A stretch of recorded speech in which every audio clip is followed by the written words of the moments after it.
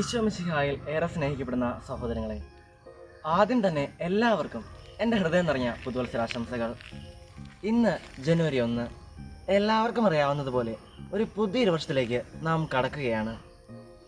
ഇന്നത്തെ സുവിശേഷത്തിൽ തൻ്റെ ഭാര്യയായ പരിശുദ്ധ മറിയത്തിനു വേണ്ടി സ്വയം അപമാനം ഏറ്റെടുക്കുവാൻ തയ്യാറായ യൗസേപ്പ് പിതാവിനെ നമുക്ക് കാണാൻ സാധിക്കും. അപ്രകാരം ആലോചിച്ച ഉടൻ തന്നെ ദൈവത്തിൻ്റെ ദൂതൻ യൗസേപ്പ് പിതാവിനെ പ്രത്യക്ഷപ്പെട്ട് സദ്വാർത്ത അറിയിക്കുന്നു.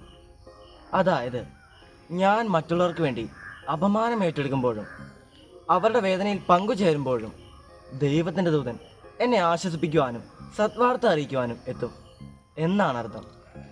ഈ പുതിയ വർഷത്തിൽ ഈശോ നമുക്ക് നൽകുന്ന ഏറ്റവും നല്ല സന്ദേശം അതുതന്നെയാണ്. മറ്റുള്ളവരുടെ വേദനയിൽ പങ്കുചേർന്ന് ദൈവത്താൽ അനുഗ്രഹീതരാകണം. അതിനുള്ള കൃപയ്ക്കായി ഇന്നത്തെ വിശുദ്ധ ബലിയിൽ നമുക്ക് പ്രത്യേകമായി പ്രാർത്ഥിക്കാം. ഈശോ നമ്മെ സമൃദ്ധമായി അനുഗ്രഹിക്കട്ടെ. എല്ലാവർക്കും ഒരിക്കൽ കൂടി പുതുവത്സരാശംസകൾ. നന്ദി.